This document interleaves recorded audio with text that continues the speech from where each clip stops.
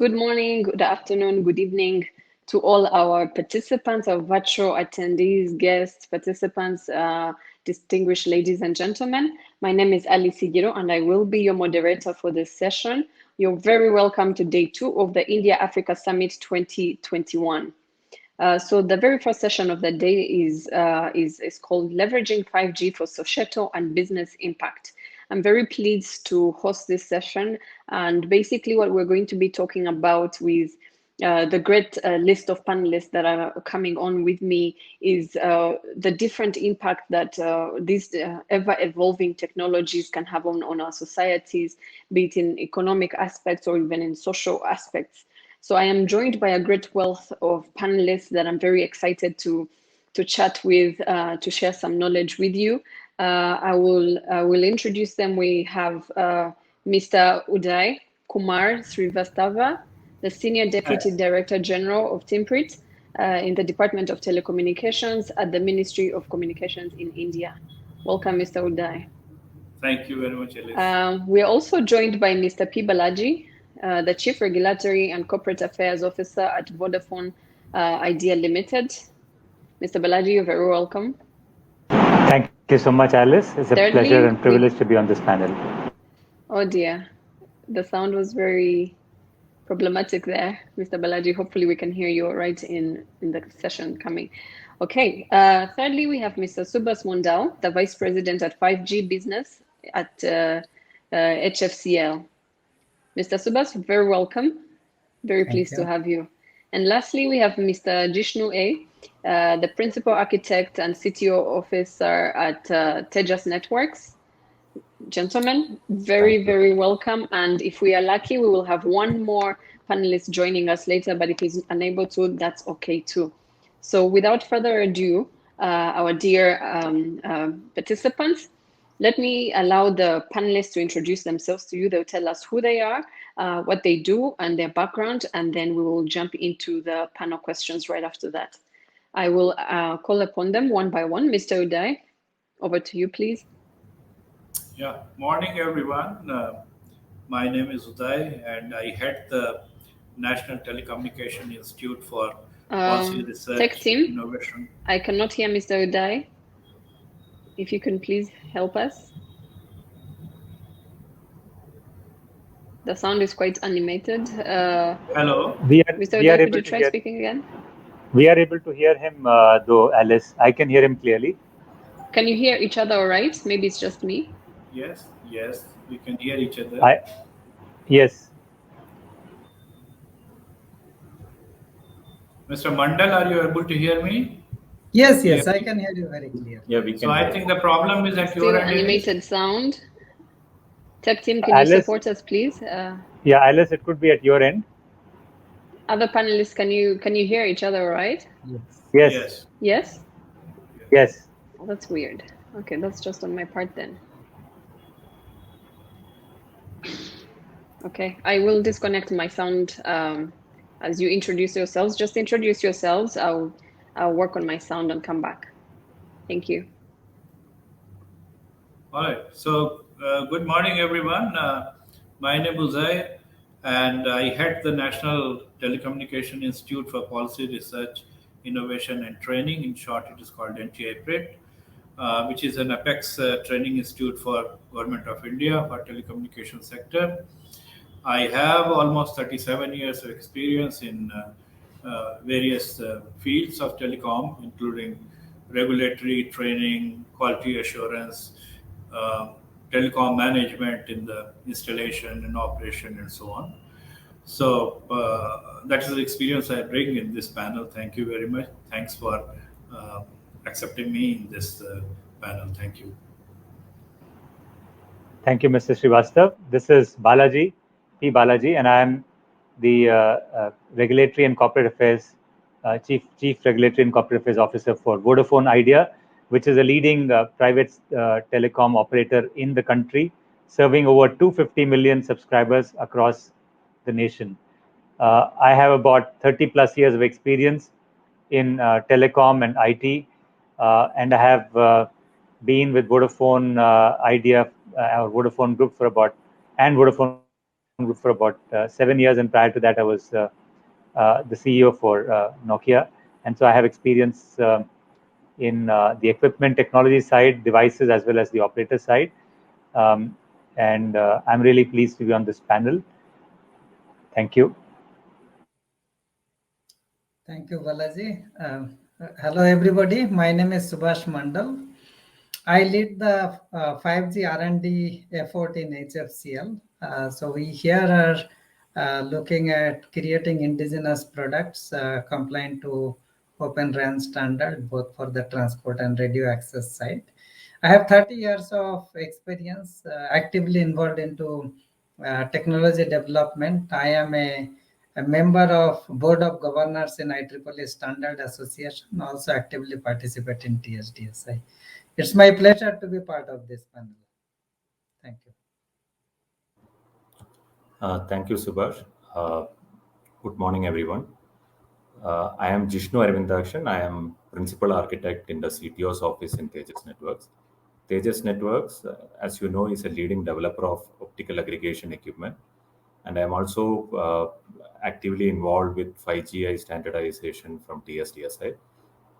It's a pleasure to be there with all the other eminent panelists. Over to you, Elias. Thank you very much, gentlemen. I do apologize for my technical mishap, but our virtual guests, I believe you are quite excited as I am to hear from these speakers that we have. Okay, so gentlemen, if you allow me, we'll jump straight into the questions. So Mr. Balaji, allow me to start with you and ask you what kind of, or maybe let me start actually with Mr. Uday. Can you help us, Mr. Uday? I'm assuming that not everyone in our audience, not everyone of our participants understands what 5G means. Sometimes we assume in the tech world that everyone understands the terminology used. So if you could help us to demystify and simplify it for us to understand before we get into the conversation. Thank you. Yeah, sure, Alice. You asked the question from a trainer. So I will tell you as I teach here in my institute. You see, the 5G is the fifth generation of mobile technology in the 3GPP family of wireless mobile communication technologies. It's entirely a new paradigm of technology, meaning thereby that it's not just an extension of earlier technologies. So let us first understand what is G in 5G. The G stands for the generation of technology, mobile communication technology. So that obviously means that we would have had the 4G, the 3G, 2G. So let me explain how these generations have progressed over a year and developed over the years. The first generation, that is 1G, was analog standard, and few countries had, including US, Japan, and some part of Scandinavia, which was introduced in 1980s.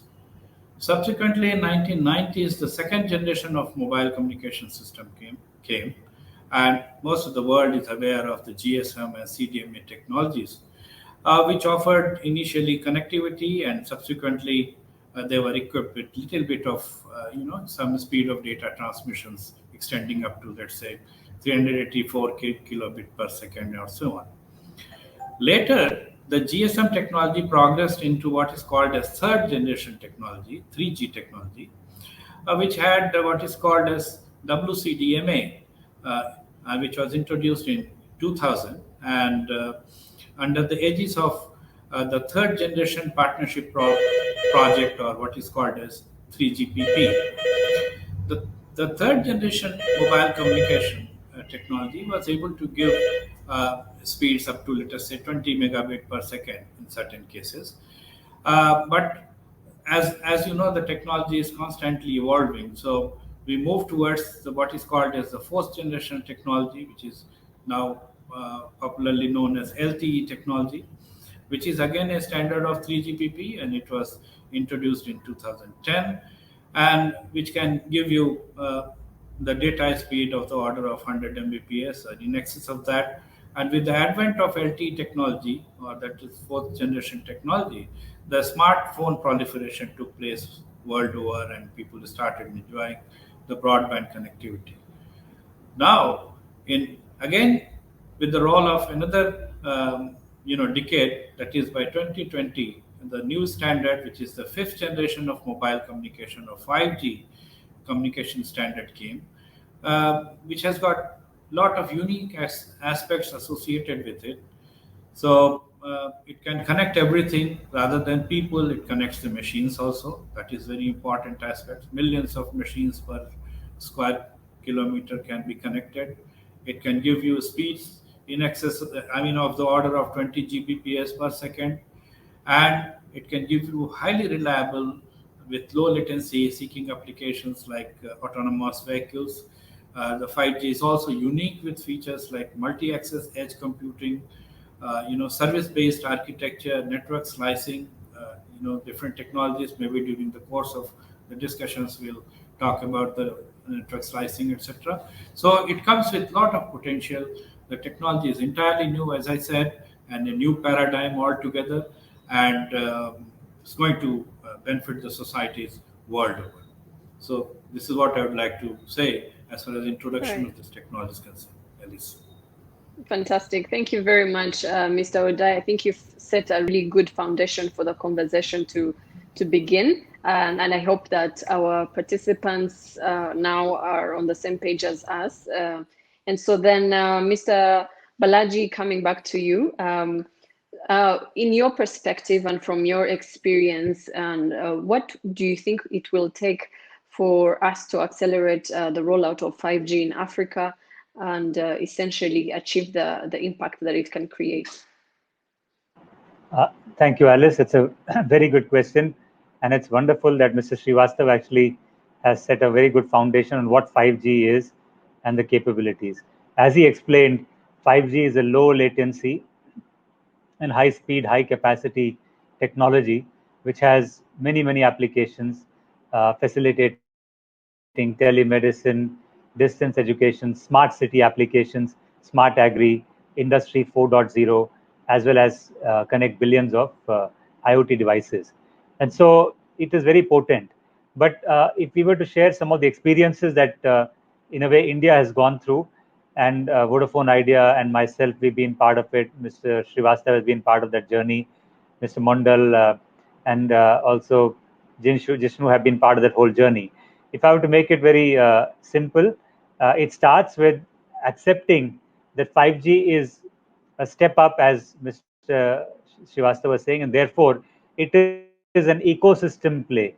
It requires a lot of partnership and collaboration between government, public sector, private sector, academia, and all of the players.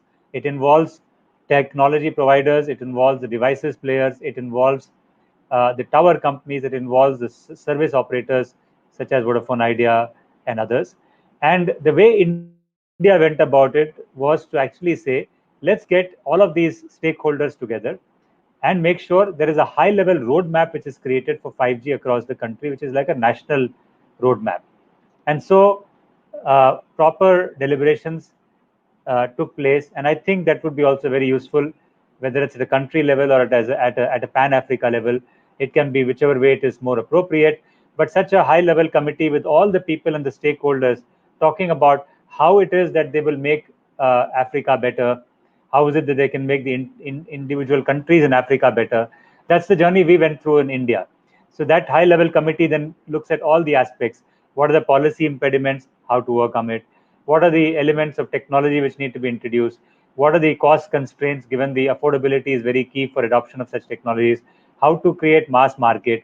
All of those things are very, very carefully looked at. And so identifying the impediments, having a policy in place, having a roadmap, which is jointly agreed by all the people, and it's like the North Star. So when you have a North Star, I think all the people can work together and make it happen.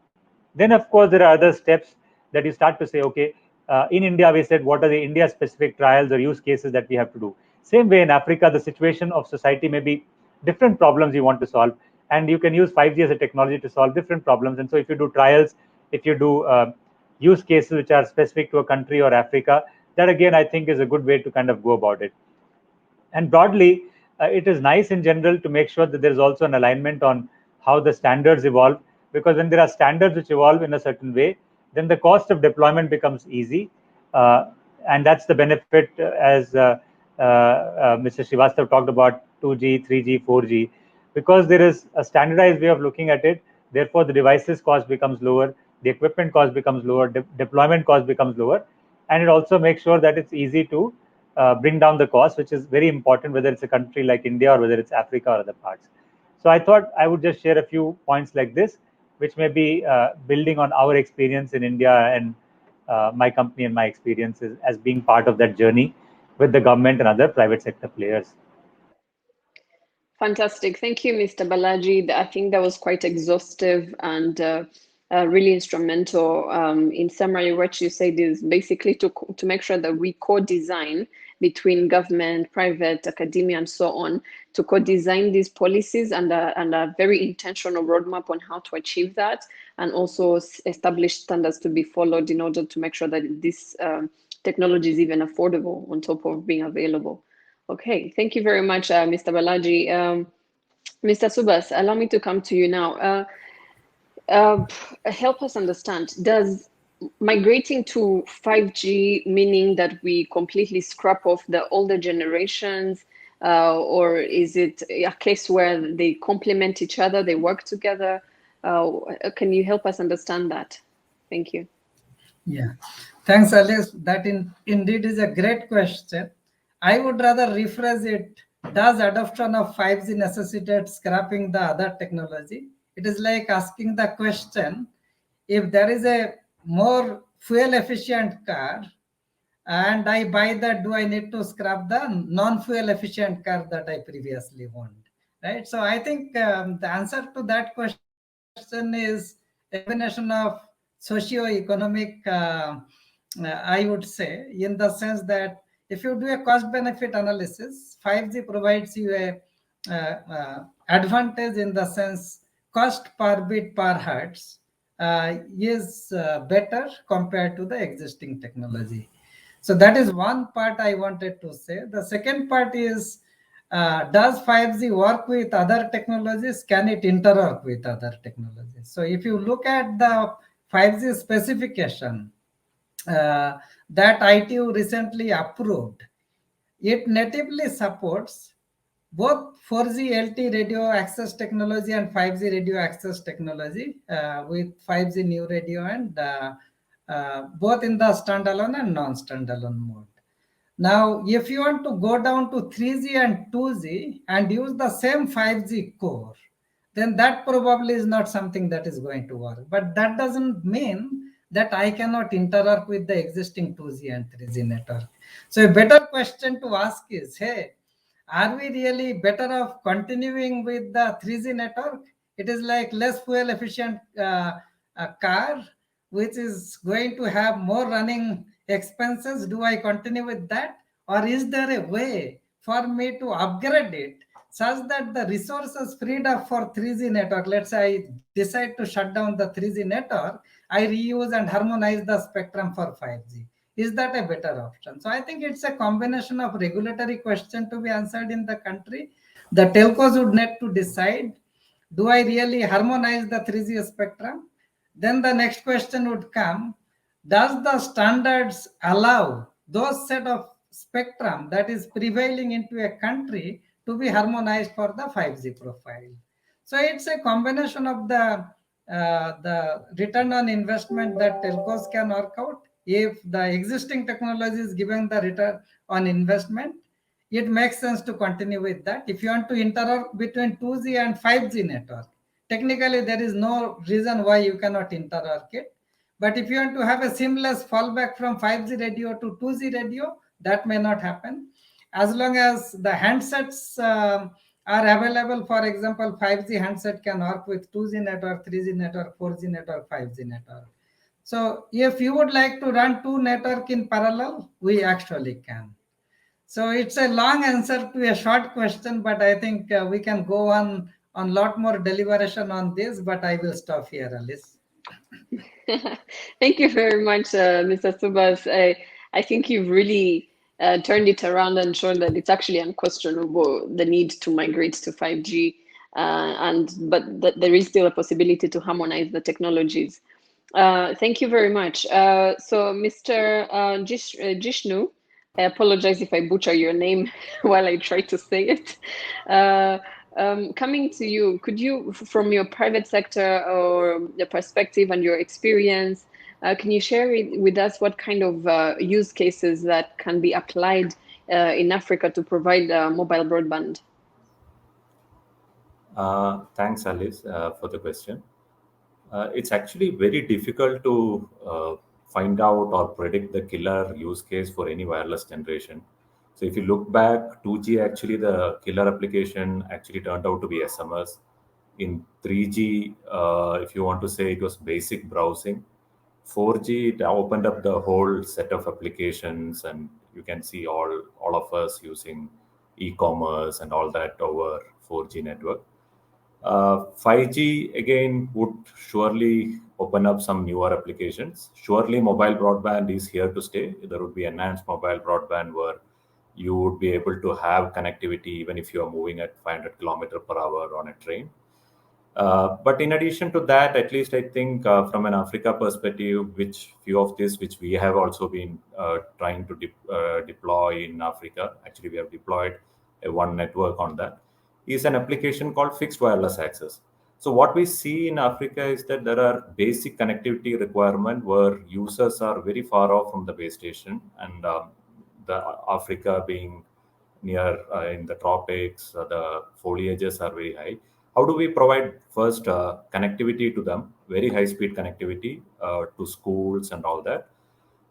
We see fixed wireless access, which has become a big application in 5G, would be very useful in Africa. Though if you see internationally, these are being rolled out in FR2 bands, which are 24 to 52 gigahertz, mostly 24, 28 gigahertz. But this may not be useful in Africa, specifically initially, at least in the longer reach, because these are mostly for urban areas and shorter reach. But fixed wireless access in mid-band would be a very good use case in Africa, where we could use high-power UE. The user equipments would be high-power UE, connected on the outside wall or on a small pole, depending on the distance from the base station. We have even tested it out to 10 kilometers. And then the user then connects over Wi-Fi to the access point. The Wi-Fi access point connects to this outdoor CPEs. So this has been deployed in Africa, and this has been deployed in a very big way in Malaysia, where we work. So we have taken internet connection to islands which were not even having any connectivity. So the operators, what they have done is that they started off with 4G, as Subhas was mentioning. It started with 4G, and you can have an NSA upgrade to 5G later. So you could start with 4G, and whenever there is a capacity constraints which it is not possible to be provided with 4G, you can migrate to 5G. And similarly, that same FWA for shorter urban reach can be used for using the millimeter wave band. Another use case which I see which coming up later is like because of this low latency, reliable ability of 5G, which was mentioned both by Balaji and Uday sir. You would be able to provide connectivity for large private campuses and private mines. So this is something which we have got multiple requests on, which I can discuss in detail later if we have time. Thanks, Alice. Thank you, Mr. Jishnu. That was really enlightening. The use of fixed wireless access for wider coverage as an example, and I think it would be very interesting to see how more of these technologies or use cases can be applied. Okay, Mr. Uday, allow me to come back to you, and before it's a two-part question.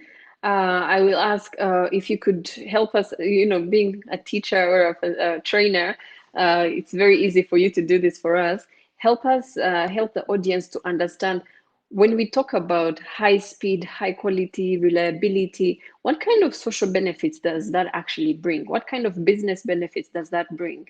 And on top of that, the part two of the question is, now, given the benefits you've mentioned and all the interventions from the previous speakers, what kind of collaboration do we need to see between the public sector and the private sector to make these benefits a reality in the different economies where 5G is just beginning to get rolled out?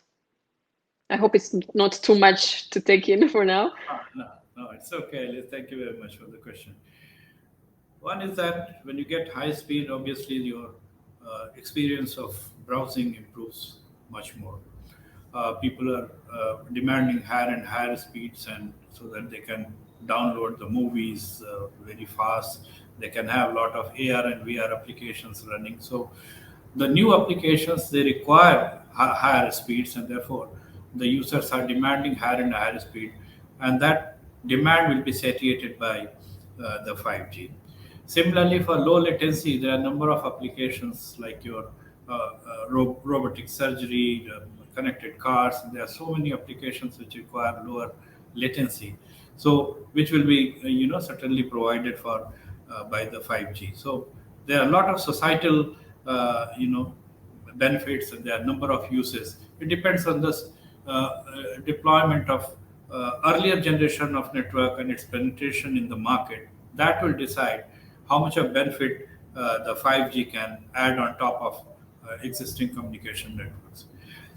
Coming to the collaboration between the regulators and the private sector, Mr. Balaji had referred to something, which is there has to be a national level debate for introduction of this new technology, because 5G requires some additional resources than what was needed in earlier generation of technologies. So therefore, in India also, we did around 3 years back, we brought out a comprehensive paper in which various aspects of introduction of this technology, they were introduced, and then we started working on them. So first of all, the technology requires new set of frequency spectrum. The government and regulators will have to make available these spectrum bands on priority and also at moderate cost, so that the service providers can make use of them. Secondly, as the network utilizes the higher frequency bands, there is a need to have much larger number of towers and poles to mount the radio systems and BTSs. So this calls for EC permissions from local bodies for the right of way. It's a challenge world over, and this has to be somehow or the other negotiated between the government regulators and the private sector. Thirdly, there are naysayers who indulge in the false propaganda of ill effect of health due to mobile radiations. The government should be able to effectively convince the public on this issue and assure them that the radiation from mobile system is safe for human and animal health. So this is another very important aspect on which there has to be very proper understanding and cooperation between regulators and the service providers. And the government should identify sectors where technology can be used to improve the quality of life of public. Otherwise, it just have fancy of a 5G is not going to help the society. We have to identify what are the use cases in which particular sectors. It will depend on country to country, continent to continent, that where the technology is going to give maximum societal benefit. So everyone has at national level this debate has to start, and accordingly deployment of network should take place. So I'm sure that the network operators on their part have to ensure seamless coverage and desired quality of service at affordable cost and price to the consumers, which will make the implementation of this technology successful. I hope I replied to your question, Elise. Back to you. Very extensively. Thank you very much. So what I heard you say in short is that it will allow for faster access to services, and it will act as an enabler of emerging technologies. It's transformational technologies, improved communications, and something else that you just said and Mr. Balaji had touched on was sectors that ICT can help to improve quality of life, which is also with smart cities, as Mr. Balaji had mentioned. Overall, at the end of the day, what government and private sector have to do is to collaborate and do whatever it takes to adjust to this new environment and improve service delivery. This is what I've understood from your intervention. Thank you very much. Now, Mr. Subhas and Mr. Balaji, if you could both share this next question and give us your different perspectives on the fact that in many areas of the world, many regions, excuse me, some economies have not yet even caught up to 4G, have not yet even rolled out 4G, and now we're talking about 5G.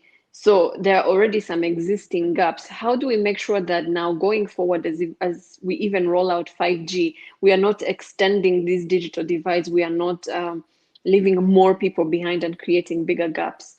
Mr. Subhas, over to you first, and then Mr. Balaji. Thank you. Yeah, thank you, Alice. So I will probably start on the second part of your question first. So if you have to bridge the gap, we have to start with 5G. So I would say that start implementing 5G right now so that we really can bridge the gap.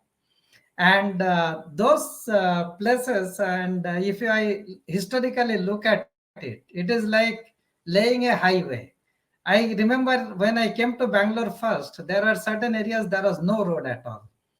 Highway was laid, the companies started their offices there, and it is a thriving ecosystem in no time. So in information age today, if you create an information highway, there definitely is going to be prosperity. And there is no better way than starting with a 5G network, for the simple fact that 5G network is spectrally efficient, the cost per bit per hertz is better.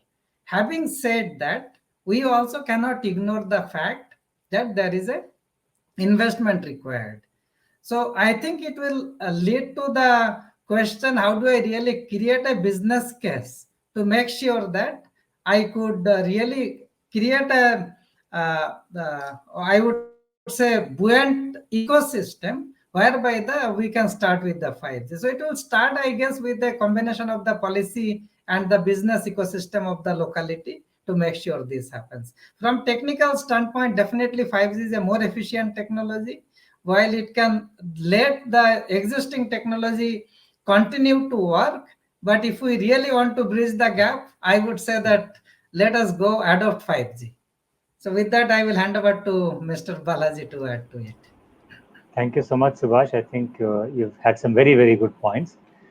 Just to build on that, I think overall, in the end, the priority is to obviously get to the latest technologies, which can, to the point, Alice, you made earlier, change the quality of lives of people and also be a catalyst for growth of industry and more employment. So it's a national and a continent good that comes out of rolling out a technology which is, as Mr. Srivastava spoke in the beginning, transformational. And there are 3 or 4 things that can be done. The operators are there already. So important thing is, can we reduce the cost of deployment of the technology? One element of that cost is spectrum. So governments can decide that the spectrum cost can be reduced to nominal. In case the gap has to be bridged rapidly, then give it away for a certain period of time for free. You could give incentives for network rollout.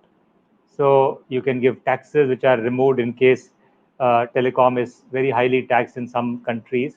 Then reducing the tax burden is a good incentive to give to the telecom players to roll out faster. Same thing can be done in terms of reducing the levies on import of devices, for example, if that is high. I'm giving general answers. Each country, each place will have its own prescription. But overall, bringing the cost of ownership of a network down is critical. So devices, reducing taxes for incentives, reducing the cost of spectrum, that's another area. Other thing is passive network elements such as towers and fiber, in my view, ought to be shared. There is no reason why that cannot be shared. If 3 operators share it, the cost becomes 1/3. From an OPEX point of view, from a CAPEX point of view, and therefore the country can be covered very rapidly. And so that could be another means of reducing the cost for the operators. To that extent, if right-of-way has to be brought down to quick right-of-way to be given as approvals, cost of right-of-way reduced, all of these are means in making sure the total cost of putting up a network is brought down dramatically. Once we do that, I think the government will see a multiplier effect as it comes to the economic growth, employment benefits. Citizens of the countries will start to see more benefits and quality of life improvement. Their how do I say, the ability to provide universal education to all, providing distance through distance or telemedicine to be able to provide health care to everybody at a primary level and even at a secondary level is a wonderful multiplier effect for the growth of an economy. And I would say that the investment upfront of reducing cost of spectrum for the government, reducing taxes, providing incentives will more than adequately pay back for the economy and the government in a very short duration of time. Thank you, gentlemen. So I like what you say, what you both said, and Mr. Subhas, you said just start with 5G to bridge the gap. So basically, there is no time to waste and cry over what we failed to do, in the past. But now let's catch up with time with the new by jumping onto the new wagon. And so you also say that 5G is a more efficient technology that can actually solve the problems that the older generations were not able to solve. And as well as Mr. Balaji, you also highlighted the role of government really in making this a possibility and bridging this gap through the different interventions such as tax incentives and really doing all the necessary work to bring down the cost of establishing or putting up a network. Thank you very much, gentlemen. We are quickly coming towards the end. And so, Mr. Jishnu, I'll come back to you and ask, earlier when in your intervention, you mentioned something about 5G for large campus networks, and also break it down for us. What does that mean? What does that look like? And how can we benefit from that? And what do regulators have to do to make that a possibility? Thank you. Thanks, Alice. Yeah, I actually earlier mentioned about the large campus network. So this is one new applications which are coming up, which is about private 5G networks. So this is requirements where you want to slice your network, which I think Uday sir initially mentioned. You want to slice the network and give it to multiple vertical industries. Each of this vertical industry in turn have their own requirements. Say, for example, if it is for running an industrial house with robotics, you would need a low latency services. So those type of applications are coming up. Another use case, which in the present thing where we are having we are going towards autonomous cars, etc. We have a scenario, especially with electric vehicles coming in. Can we actually sleep in the car while we drive? In the sense, the car itself take you to the nearest workshop, charge your car if possible. All of this would need communication to be pervasively available for the car company. So it's not very clear right now whether who will build this network, whether the car companies would be willing to build it, or would the operator build it and share it with the car companies and provide a slice to them. So all of this opportunity comes up. So especially as Africa is looking up to be a big player in Industry 4.0, this is something which Africa can think through, in the sense it's a completely greenfield type deployment. The other thing which we see is large mines require pervasive connectivity, and you need connectivity even underground. So this was something which were never earlier even thought through. So if you are doing drilling or something which are completely robotics based, how do you provide high speed connectivity to that? Very low latency communication has to be reliable, because there are safety concerns with people around. So all of these are something which is coming up specifically in a very big way in 5G. From a regulatory perspective, which you are asking about, it needs to be sorted out. How do you share spectrum between, say, the operator and the vertical industries? How do we provide slices? You have to work through the whole process on this.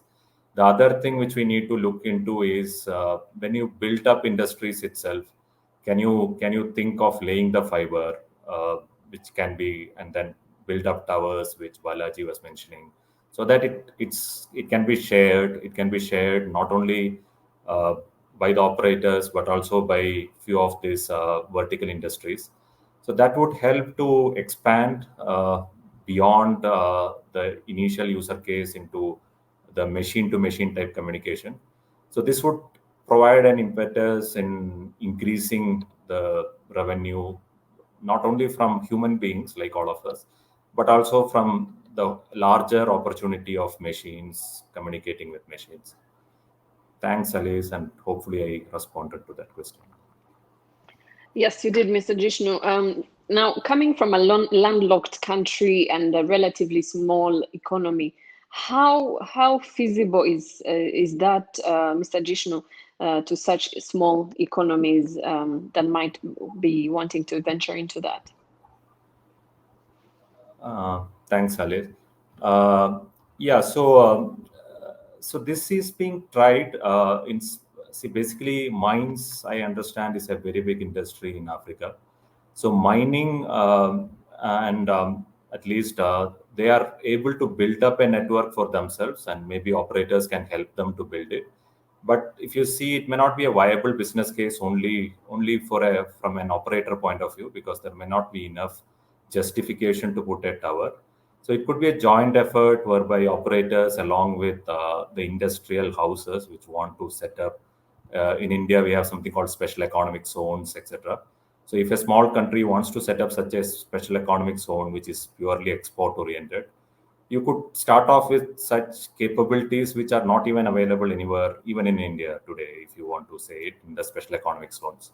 So even a small landlocked country could surely put up such infrastructure, which would enable other industries to come in, and then maybe even leapfrog from the present mechanism of having a lot of human intervention in industries.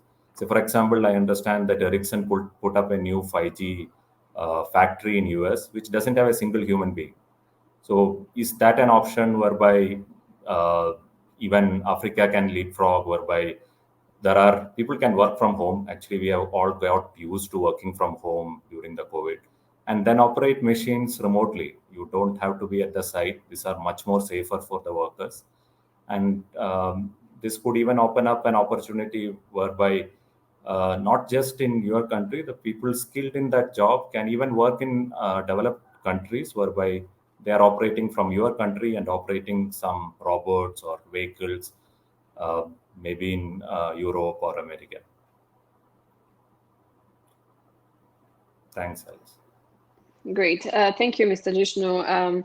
I think the business case of having such a technology or such an approach to special economic zones, as you mentioned, for me immediately jumped into mind. That immediately makes sense to me. And so thank you very much for sharing that. Now, this last question, I'm going to throw to all of you. And if you have some intervention, please go ahead. Given the current global crisis of the pandemic and different economies struggling to just generally recover and also reprioritize where they invest their budgets, is this the right time to talk about investment in 5G? I know that we have already said that it's actually quite an efficient technology and can operate as an enabler, but more specific to the era of the pandemic and considering other factors of recovery, is this the right time to be talking about investment into 5G? Anyone can respond. I see Mr. Balaji had unmuted. Yeah, okay. So I think the answer is yes. What I mentioned to you was that there are possibilities for ensuring the cost of ownership can be brought down dramatically. But part of the economic recovery is to make sure that the refresh is done, future fit technologies and future fit industries are adopted in a manner that helps nations actually leapfrog. And to my mind, it's always a good opportunity to do so. Yes. So Thank maybe you. I'll go Mr. next. Subhas? Yes. Yeah. So I guess it is absolutely right time, like Balaji said. today I see that we survived COVID only because of the connectivity services. And one thing I really should applaud all the telcos is that they work tirelessly to make sure all of us remain connected. We stay home, still our lifestyles are not disrupted. So today the world is digitally divided. Not everybody would have been as privileged as we are in terms of connectivity. The 5G holds the potential to reduce the digital divide. Let us join hands to make 5G happen. Let us connect the unconnected. So that would be my message. Fantastic. Thank you. So basically, the pandemic has shown more need of actually investing in connectivity and having people online. Thank you, gentlemen. Anyone else? Yes, Mr. Jishnu. Yeah. So just to add, in the COVID times, so one of the issues were, yeah, fiber were getting laid out in a very big way. There were fiber to homes coming up. But parallelly, as I mentioned earlier, there was a fixed wireless access which was getting rolled out, whereby you can roll it out much faster than laying a fiber to each of the home, and you can provide very high speed connectivity, especially with 5G spectral efficiency. So this could be something where you could start off, and in the sense you could bridge that digital divide, especially to people who are really needed, because even everything, right from our schooling, everything is now completely dependent on connectivity. Thanks. I couldn't agree more. Thank you, Mr. Jishnu. So now, gentlemen, thank you so much for your time. Unfortunately, the last panelist was unable to join us. He had competing priorities. But thank you very much for your time, for sharing with us your wisdom and your various experiences. And maybe just to wrap up, if you could each give us a parting word or a motivational word that our audience can part with and go home and chew on. That would be wonderful. Mr. Uday, maybe we can start with you. Thank you. Sure, Alice. I am not a motivational speaker, but I would say that this tough times, not just for societies, economies, they are suffering because of COVID. So everyone has to stay safe. As my co-panelists were saying, technology has helped in education, entertainment during the COVID time. Everybody could stay at home because of the availability of broadband easily, especially in our country here in India. So this is the right time for introduction of new technology, and there should be national policies for introduction of new technology. And quickly, those countries which do not have LTE, they should leapfrog to 5G, as Subhash has been advocating. Okay, thank you very much. It has been very nice discussing with all of you. Thank you. Great. Thank you very much, Mr. Uday. Over to you, Mr. P. Balaji. Yeah, thank you, Alice. I think Mr. Uday said it beautifully. Life and livelihoods were impacted badly. It takes a little time, but I think human resilience is so much powerful that we can come back and rebound.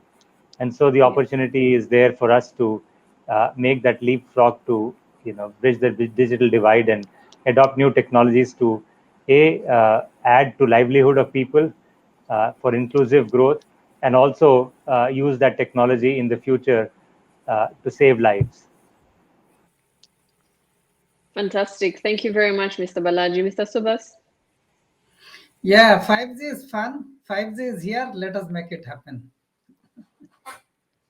Short and sweet, as I like to say. Thank you very much. And over to you, Mr. Jishnu, to close us off. You have a very hard job to leave the most powerful word as the last speaker. Okay, yeah, thanks, other panelists as well.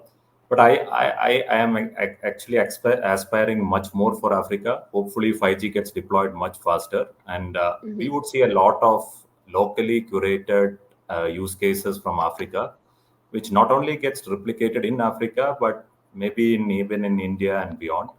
So I hope, in the industry 4.0 is also an year where Africa comes to the forefront and lead not just not not just in Africa, but across the globe. Thank you, Alice. Thank you, Alice. Thank you very much, gentlemen. Once again, thank you for your time.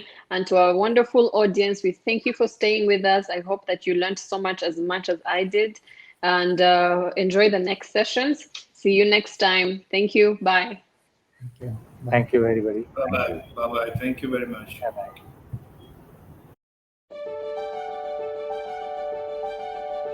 Bye-bye.